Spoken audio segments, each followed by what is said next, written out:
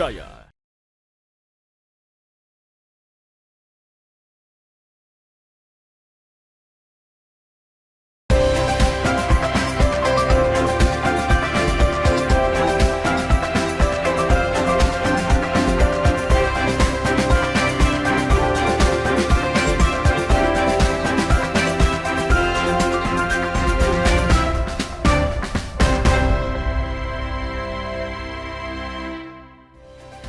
Halo, selamat pagi saudara, apa kabar Anda hari ini? Senang sekali saya Wafik Aziza bisa menyapa Anda dalam program inspiratif Sapa Nusantara. Saudara, masifnya perkembangan media sosial dan media digital tidak menghambat para penulis buku untuk terus berkarya, seperti sejumlah penulis yang bergabung dan menerbitkan sebuah buku antologi yang tentu membawa pesan dan makna penting untuk pembacanya. Lantas seperti apa bukunya dan apa saja tantangan yang dihadapi saat penulis menulis buku ini? Hal ini akan kita bahas bersama dengan narasumber kita. Sudah ada di studio Kompas TV Biro Makassar. Yang pertama kita sapa terlebih dahulu, ada Pak Asrul Sani Abu, penulis dan juga founder Kampus Literasi. Halo, selamat pagi Pak Sani. Selamat pagi. Apa kabar Pak hari ini? Alhamdulillah sehat. Alhamdulillah sehat. Selain Pak Sani juga ada Pak Maman Rahman Rumadai, editor dan salah satu penulis dari buku Koordinat Rasa. Kita akan membahas buku ini ya, saudara. Baik, saya ke Pak Sani terlebih dahulu. Pak Sani mungkin bisa dijelaskan ya gambaran besar dari buku Koordinat Rasa ini sebenarnya menceritakan tentang apa? Jadi buku Koordinat Rasa ini sebenarnya digagas oleh Bang Maman. Saya hanya menerbitkannya karena di sini itu terdiri dari 10 orang penulis yang berasal dari berbagai latar belakang dan mereka punya minat untuk menulis buku.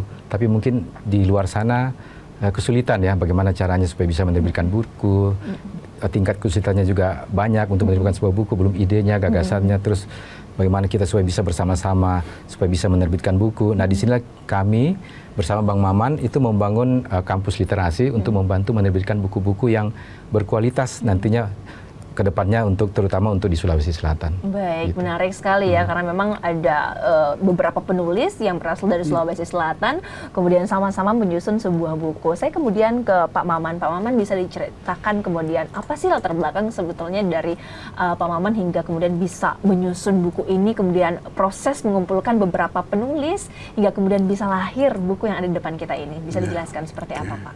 Terima kasih. Jadi saya itu kebetulan sering ketemu dengan sejumlah teman-teman yang ketika melihat ada yang punya buku, kemudian dia bertanya kepada saya bagaimana caranya saya punya buku ini gitu ya. Beratkah saya menulis buku gitu kan. Lalu kemudian saya bilang ya sebenarnya tidak berat menulis buku itu ya. Kita menulis status di Facebook itu 2 paragraf, 3 paragraf itu sudah menulis sebenarnya. Cuma kita tidak sadar bahwa itu menulis gitu ya. Lalu kemudian saya bilang sama teman-teman, ayolah kalau memang sendiri merasa berat, kita sama-sama membuat antologi gitu ya. Lalu kemudian teman-teman sepakat, lahirlah buku ini gitu ya. Kami mencoba, bahkan ada yang bertanya bagaimana temanya, bebas saja temanya gitu ya.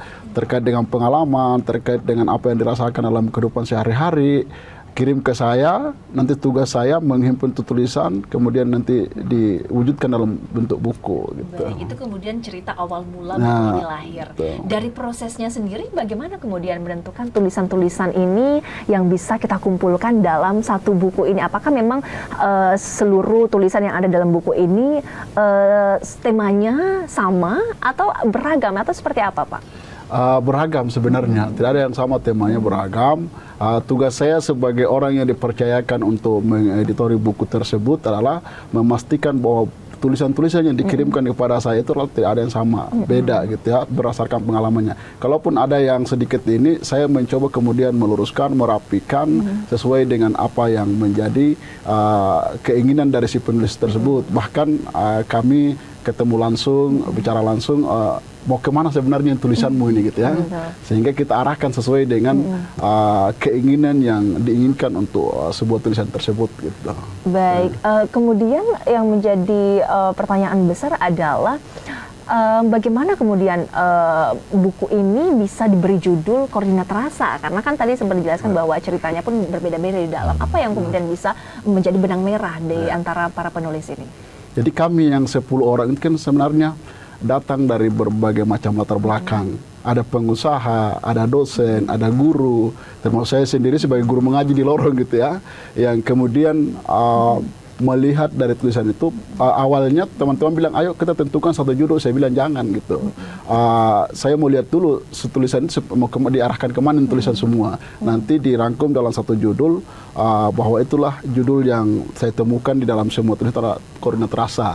Karena semua orang punya masalah, semua orang punya keinginan, tentunya kembali kepada satu tujuan, bahwa kita datang dari latar belakang yang berbeda-beda, tapi kemudian ketemu dalam satu rasa gitu, kebersamaan gitu.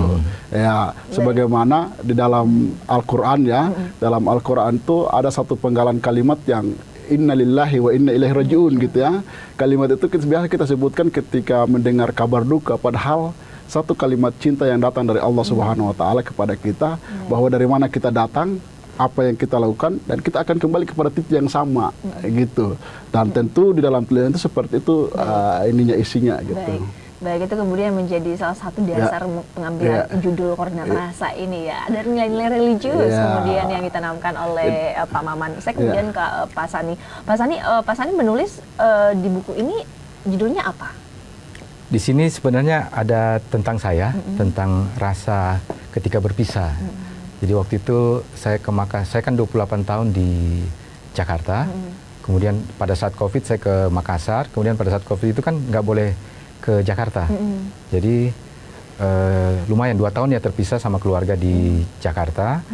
Nah disitulah saya kembali menulis buku, di situ ada buku Bukan Sair Biasa, ada 2 buku saya tulis pada saat COVID. Nah di situ rasa yang saya rasakan waktu terpisah itu saya tuangkan di Koordinat Rasa. Di situ. Jadi rasa-rasa terpisah itu kayak gimana, kemudian setelah ketemu itu bagaimana, dan ternyata ya berpisah itu justru adalah saat yang tepat untuk menemukan kembali diri kita, cinta kita yang sejati. Setelah bertemu kembali ya itu rasanya luar biasa, sama kayak kita berpuasa. Berpuasa kan kita diminta untuk menahan diri, tapi setelah kita berbuka puasa justru disitulah kebahagiaan yang hakiki. Jadi orang-orang yang di luar sana yang terpisahkan, ada yang berpisah dengan orang tuanya, ada yang berpisah dengan pasangannya, berpisah dengan orang yang dicintainya. Justru di situ adalah banyak hikmah yang bisa kita bangun, banyak inspirasi yang kita bisa buat, dan dari situlah mungkin kalau kita menemukan hikmahnya, ya jadilah sebuah karya gitu intinya. Gitu. Selain Pak Sani juga ada 9 penulis lainnya ya, Iya betul, salah satu. Bisa disebutkan beberapa orang lainnya yang juga terlibat dalam proyek buku ini? Selain saya, kemudian Bang Maman, kemudian ada Zulhikmah Julinda, ada Heni Suheni yang juga ketua Penbisnya untuk gerakan organisasinya, ada Garhani Tasyam, kemudian ada Pak Nasri, ada Ibu Risnawati Anwas, ada juga Dr. Dirk Sandarupa, itu ada juga Mbak Alifa Nurhairina. Terus Ratnasari. Terus jangan lupa itu Ratnasari, seorang peneliti yang hebat ya. Baik, jadi memang penulis-penulis yang sangat hebat begitu ya, bisa berkumpul bersama untuk hadirlah buku Koordinat Rasa ini. Jika pemirsa di rumah ataupun para pembaca yang baru mendengar judul buku ini, Pak Sani, apa kemudian yang membuat buku ini berbeda dibanding buku antologi lain? Yang membuatnya berbeda itu adalah kita itu memiliki rasa yang sama gitu. Awalnya ini kita sebenarnya berasal dari, ada tulisannya di sini, Besti Book. Jadi kita sebenarnya ada grup Besti di grup WA itu bergabung. Nah, daripada kita ngobrol ngalor ngidul nggak jelas ngobrolnya, ya udah bagaimana yuk obrolan kita ini kita buat sebuah karya, kita gabung bersama-sama, daripada nggak jelas ngobrolnya ya kita buat Besti Book ini. Makanya judulnya apa, dari awalnya itu Besti Book, dari grup Besti Book ini lahirlah sebuah karya seperti ini. Gitu, Mbak. Menarik sekali ya. Nanti kita akan bahas lebih jauh lagi soal apa saja sih makna-makna penting yang ada dalam buku ini. Kami akan kembali saudara usai jeda berikut ini.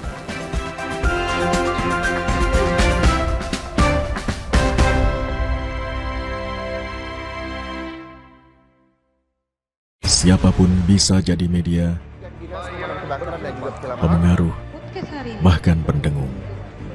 Tapi kebenarannya dapatkah dipertanggungjawabkan? Percayalah hanya pada sumber independen yang menjunjung tinggi prinsip jurnalisme dalam setiap tayangan terbaiknya. Ikuti saya, saudara. Rosi, Satu Meja, The Forum, Sapa Indonesia Malam Akhir Pekan, Dipo Investigasi, Kompas TV.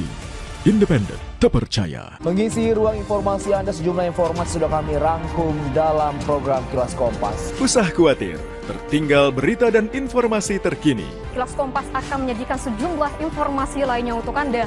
Karena kami merangkum semuanya untuk Anda. Singkat, Pohon tumbang menutup jalan utama. padat, terpercaya. Tetaplah bersama kami di Kilas Kompas. Kilas Kompas, setiap hari pukul 11:30 malam, live di Kompas TV. Pelanggaran hukum, ketidakadilan, keresahan sosial, terjadi dan terjadi lagi. Tersangka sendiri dia melakukan aksinya itu sudah lebih dari 6 tahun. Aku pemakaian krem abal-abal itu lama banget, ada pengelupasan, terus merah. Selami peristiwa, tarik benang merah, temukan kebenaran di balik fenomena. Sasaran setiap Rabu pukul 10:30 malam di Kompas TV. Salam waspada saudara. Polisi menggerebek sarang narkoba. Waspada, tindak kejahatan ada di sekitar Anda. Akhir kisah pembunuh berantai asal Bekasi akhirnya terungkap. Identifikasi tanda-tandanya, observasi fenomenanya, persempit ruang geraknya, tangkap informasinya dalam Borgol. Senin sampai Jumat pukul 3:30 sore di Kompas TV. Dipo, investigasi setiap Senin pukul 8:30 malam. Mencari tahu, mendengarkan lebih utuh dan mendalam, mempertanyakan rasa keadilan. Saya mau minta klarifikasi. Klarifikasi. Tanggung jawab. Bapak malu nggak sih? Apakah saya dengar permintaan maaf yang benarkah backingnya para jenderal orang-orang menjadi korban? Kita mengingatkan penguasa, menghibur yang papa. Rosi.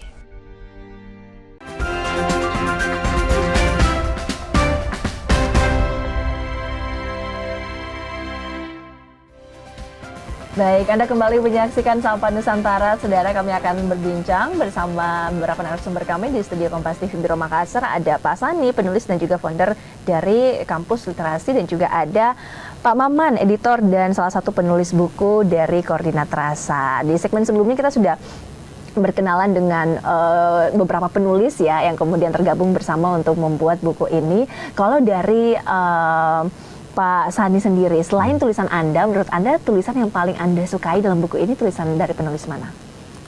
Tulisannya sebenarnya semuanya menarik ya, kalau menurut saya ya. Tapi yang paling berkesan selain tulisan Anda? Selain tulisan saya, itu agak berat sebenarnya. ya mungkin tentang Sulhikmah Julinda ya, tentang hikmah-hikmah, karena kita sempat ngobrol tadi, barusan juga ngobrol banyak gitu kan, banyak hikmah-hikmah yang dia terima sewaktu dia punya masalah. Jadi ternyata Allah itu memberikan kita masalah itu ya, tujuan akhirnya itu membuat kita nanti akan ada hadiah akhirnya. Jadi setiap masalah yang semakin berat masalahnya itu hadiahnya juga akan semakin besar. Tadi dia barusan nelpon, Pak Maman juga barusan cerita bahwa ya banyak berkah yang diterima. Gitu. Baik, saya kemudian ke Pak Maman. Pak Maman sebagai seorang editor, apakah kemudian ada beberapa tulisan yang awalnya ditolak, kemudian akhirnya kembali dimasukkan dalam buku ini? Apa biasanya pertimbangan-pertimbangan dari Pak Maman sebagai seorang editor? Sebenarnya pada dasarnya tidak ada tulisan yang ditolak gitu. Kalau saya menemukan sesuatu yang perlu diperbaiki, saya harus bertemu langsung dengan orangnya gitu. Ya seperti saya jelaskan di awal tadi, kita mengarahkan tulisan itu, apalagi sejumlah teman-teman di situ yang baru mulai menulis ya, sehingga memang butuh pendampingan. Saya sering bilang sama teman-teman begini, menulis itu seperti rumus rumah tumbuh gitu. Jadi kalau ada kemampuan tak untuk mengerjakan dulu jendela, jangan dulu memaksakan diri untuk mengerjakan pintu gitu. Jadi berdasarkan apa yang inginkan. Selama ini kan teman-teman berpikir bahwa menulis itu susah karena dia pakai kerangka ya, harus dibuat dulu kerangkanya dan lain sebagainya. Kalau bagi saya tidak. Apa yang muncul dalam pikiran kita, apa yang muncul dalam ide kita, itulah yang kita memulai gitu. Kita memulai dari mana dan mengakhiri kita ketika berada di mana gitu. Jadi tulisan yang dikirimkan kepada kami itu tidak ada yang kami tolak gitu. Kami terima semua. Tadi kalau ada yang perlu diluruskan, ketemu langsung, kita bicara dari mulut ke mulut, dari hati ke hati, untuk kemudian bagaimana tulisan itu sesuai dengan yang diinginkan gitu. Baik. Gitu. Saya kemudian ke Pak Sani. Pak Sani, jika buku ini adalah koordinat, apa kemudian peta besar yang ingin ditunjukkan kepada pembaca? Jadi peta besar yang kita ingin tunjukkan bahwa setiap orang itu mampu untuk membuat legacy, mampu membuat karyanya masing-masing, minimal 1 buah buku dalam kehidupan dia. Jadi koordinat yang kita inginkan bahwa semua orang itu di sini punya titik koordinat yang sama. Kayak kita di Google Map ya, punya tujuan yang sama, memberikan kebaikan, memberikan legacy, memberikan karya, kebaikan selama kita hidup ini, gitu. Jadi sesuatu yang berharga, yang bisa jadi semacam cerita ya. Nanti anak cucu kita, oh ternyata ayah saya, oh ibu saya dulunya itu pernah nulis begini dan tulisannya seperti ini, dia pernah kesini aja, dan itu sebuah cerita yang bisa mungkin saja kita sudah meninggal, tapi buku ini mungkin masih ada. Baik, gitu, baik. Salah satu hal yang kemudian menjadi sorotan kita di dunia literasi adalah terkait dengan bagaimana perkembangan dunia literasi saat ini dan juga minat baca bagi generasi kita saat ini. Saya kemudian ke Pak Maman, bagaimana Anda melihat kondisi literasi saat ini, Pak? Jadi kondisi literasi kita saat ini sebenarnya sangat kalau saya bilang mengkhawatirkan gitu ya, mengkhawatirkan sekali karena semua serba instan gitu. Ketika ada menemukan, apalagi dengan ChatGPT sekarang itu bagi saya itu melemahkan sekali cara berpikir kita, bahkan kita selalu berpikir ada ChatGPT gitu. Untuk apa lagi saya mau berpikir yang susah-susah gitu ya. Itu yang perlu mungkin nanti kita luruskan. Misalnya kalau saya mengambil contoh di Selandia itu, dia membuat kebijakan terkait dengan literasi itu adalah kembali ke buku gitu. Betul. Jadi semua yang berhubungan dengan digital itu dikesampingkan dulu gitu.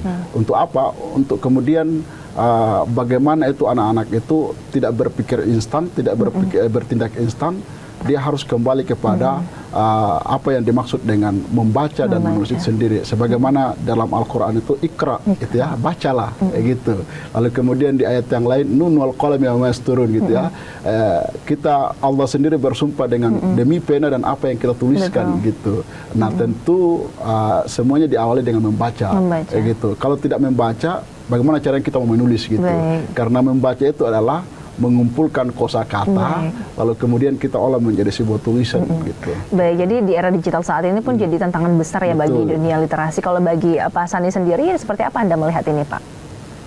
Di sini letaknya kita bagaimana caranya supaya membuat segala sesuatunya itu menjadi menarik.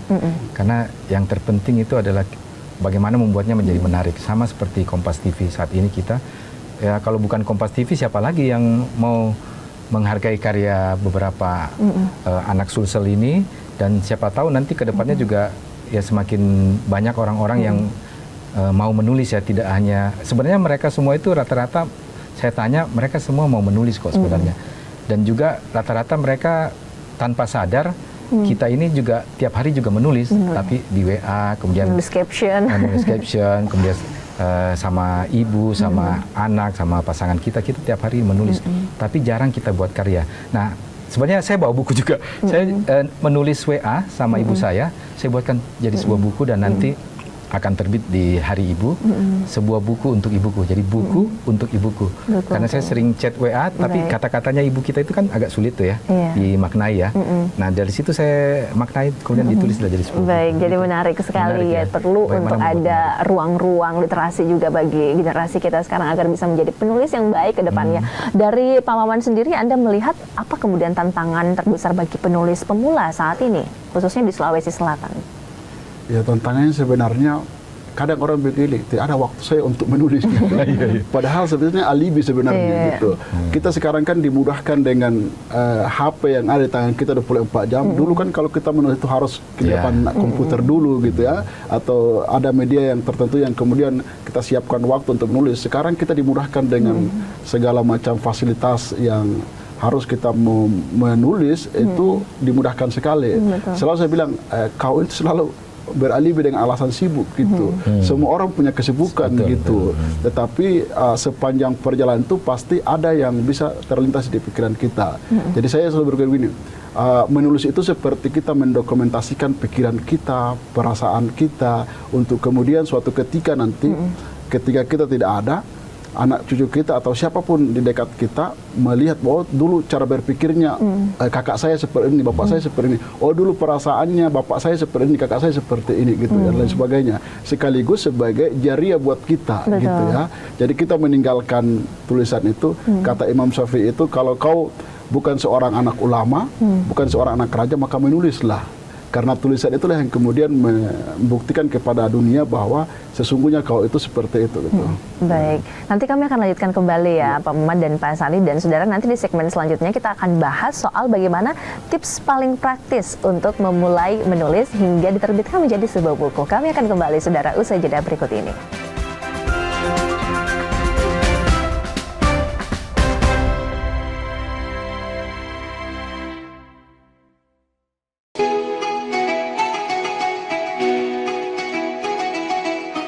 Mari sambut Hari Yang Fitri dengan hati penuh kemenangan, menjalin silaturahmi, menguatkan persaudaraan dalam kebersamaan.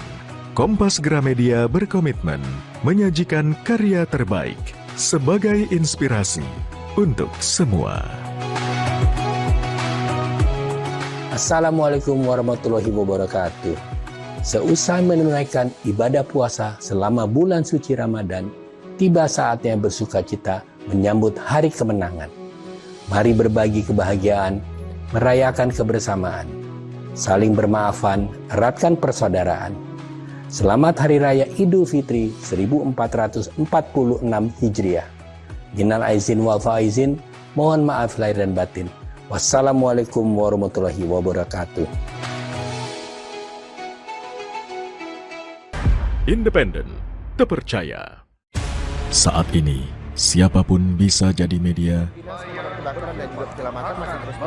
pemengaruh, bahkan pendengar. Tapi kebenarannya, dapatkah dipertanggungjawabkan? Percayalah hanya pada sumber independen yang menjunjung tinggi prinsip jurnalisme dalam setiap tayangan terbaiknya.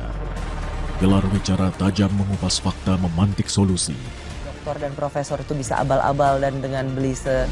Kenapa lebih memilih jalan ini, jalan yang kemudian jadi tidak aman? Why now? Berita bernilai sebagai referensi. Ada apa di balik pembangunan pagar laut? Serta investigasi yang mengungkap kebenaran. Ikuti saya, saudara. Rosi. Satu meja, The Forum. Sapa Indonesia malam akhir pekan. Dipo Investigasi. Kompas TV. Independen, terpercaya.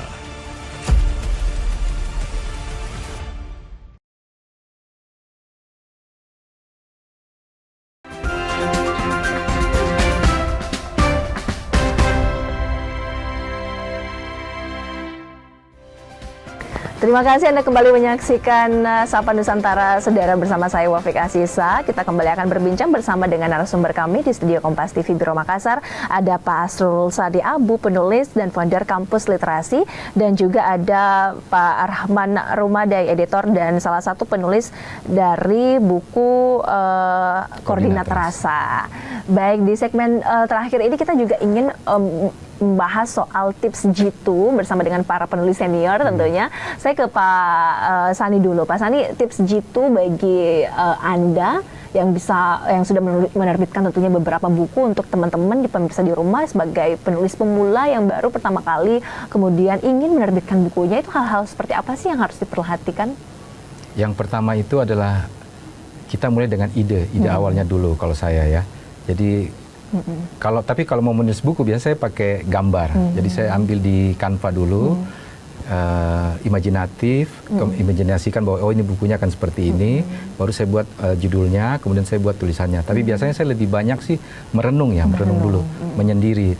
Kalau menyendiri, mungkin karena saya ekstrovert juga ya, menyendiri itu biasanya ada banyak panggilan-panggilan suara-suara yang tidak terdengar oleh tidak terlihat, tapi dia bisa terdengar dengan baik sama kita. Tapi dengan situ saya bisa menemukan ide, dan biasanya kalau ide itu muncul berkali-kali, dia Maka itulah yang saya tulis. Ya, oh judulnya ini ya kan disebut terus begitu. Baik, menarik sekali ya, lebih banyak terus, merenung dan melamun kemudian ya, kekuatan imajinasi itu menjadi kekuatan ditulis utama.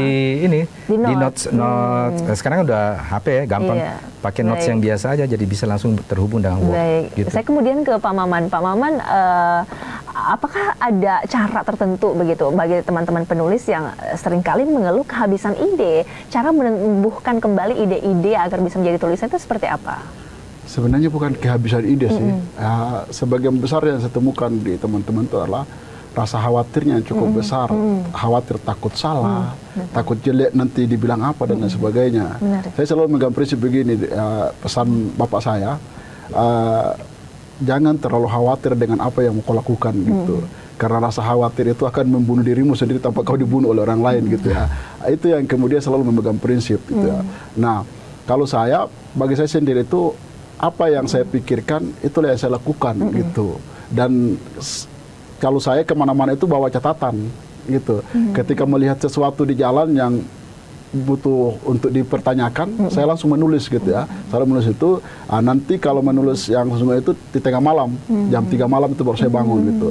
Bangun kemudian ide-ide yang saya dapatkan di siang hari tadi itu, saya mulai menulis di situ.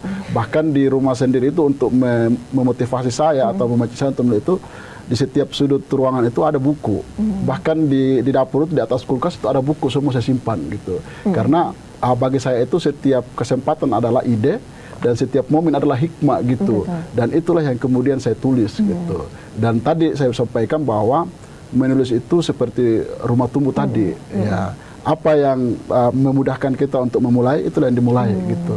Baik. Bagi Pak Maman sendiri saat ini, bagi teman-teman penulis, apa kemudian dukungan yang paling dibutuhkan baik dari pemerintah ataupun masyarakat umum, Pak? Yang pertama, bagi teman-teman yang memulai menulis itu tentu butuh kolaborasi. Tidak bisa sendiri. Betul. Harus butuh orang lain untuk mendampingi. Sama seperti saya dulu di tahun-tahun 2008, 2009 itu bingung memulai dari mana, padahal banyak sekali saya tulis gitu ya.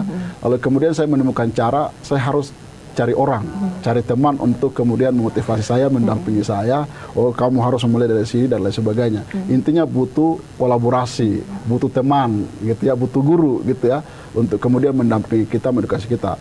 Nah, untuk pemerintah sendiri ini harus ada memang inovasi yang dibuat untuk kemudian bagaimana menggairahkan masyarakat untuk terutama membaca dulu gitu. Membaca, karena tanpa membaca tidak bisa menulis gitu. Itu. Seorang penulis yang baik adalah pembaca yang baik. Pembaca yang baik, ya. Betul. Baik, kalau menurut Pak Sani sendiri, dukungan ataupun juga support dari pemerintah dan masyarakat yang paling dibutuhkan oleh teman-teman penulis saat ini seperti apa? Untuk pemerintah, sebaiknya pemerintah banyak juga mengajak kami, terutama orang-orang yang berkecimpung di bidang literasi, untuk bagaimana yuk duduk bersama, bergabung bersama, bagaimana berkarya dari Sulsel ini untuk dunia, dibuatkan semacam digital. Seperti di Rusia itu di luar negeri, di stasiun keretanya, itu kita bisa menulis, kita bisa membaca dari penulis siapapun di kotak-kotaknya itu kita scan, kemudian muncul dia secara digital gitu. Jadi mungkin di mall-mall mungkin daripada orang hanya semacam melihat baju-baju biasa aja, tapi di situ bisa dilihat, oh ya, saya lagi pengen membaca buku ini, di situ mungkin bisa di-scan, kemudian bisa di-download dengan free, tapi sebenarnya pemerintah udah membayar penulisnya begitu. Kayak gitu sih. Baik, itu menarik sekali ya, sebuah inovasi yang sepertinya kalau ada di Makassar itu sangat-sangat seru ya, Pak Sani. Saya kemudian ke Pak Maman. Pak Maman, rencana kedepannya apakah ada kelanjutan ataupun proyek-proyek kolaborasi bagi teman-teman penulis seperti buku Koordinat Rasa ini kedepannya? Ini sementara kami membuat buku terkait dengan potensi Sulsel gitu ya. Ini sudah ada beberapa yang mengirim tulisan ke saya dan kami juga di beberapa tempat juga mengumpulkan buku yang lain gitu. Ada yang berjudul dari Lorong untuk Dunia. Ya, kalau yang sementara kami buat sama Pak Sani ini adalah terkait dengan melihat potensi Sulsel yang banyak sekali, tetapi kemudian tidak terdeteksi oleh pemerintah, atau mungkin pemerintah sudah tahu tapi tidak ada kreativitas untuk kemudian memunculkan potensi itu menjadi sesuatu yang membanggakan Sulawesi Selatan di tingkat dunia, apalagi kita punya Lagaligo yang luar biasa yang mendunia. Masa dengan potensi yang luar biasa di Sulawesi tidak bisa kita angkat gitu.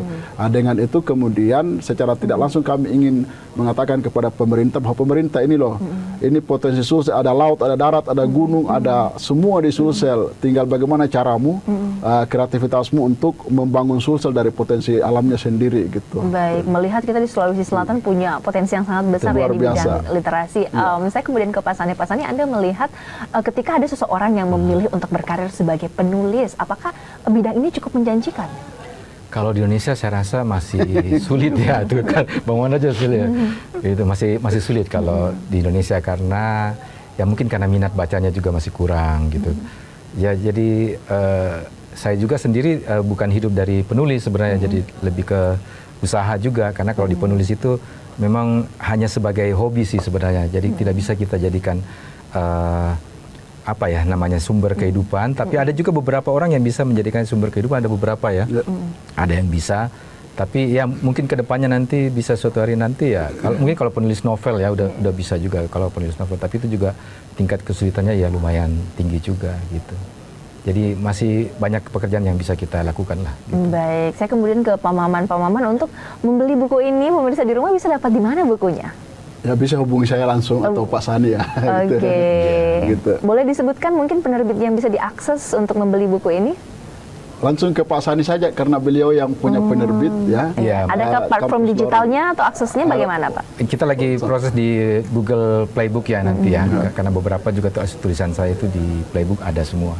Baik, kalau begitu terima kasih banyak untuk Pak Asrul Sani Abu, penulis dan juga founder dari Kampus Literasi, dan juga ada Pak Rahman Rumadai, editor dan salah satu penulis dari Koordinator Rasa. Terima kasih Pak sudah berbagi banyak informasi soal penulisan dan juga literasi, dan harapannya semoga kedepannya makin banyak ya penulis-penulis lokal yang bisa menghasilkan karya-karya yang baik, tentunya juga untuk bisa meningkatkan minat baca dan minat literasi kita di Sulawesi Selatan. Terima kasih juga saudara sudah menyaksikan Sapa Nusantara kali ini. Saya Wafik Asisa mewakili seluruh kerabat kerja yang bertugas pamit. Terima kasih, selamat beraktivitas dan sampai jumpa.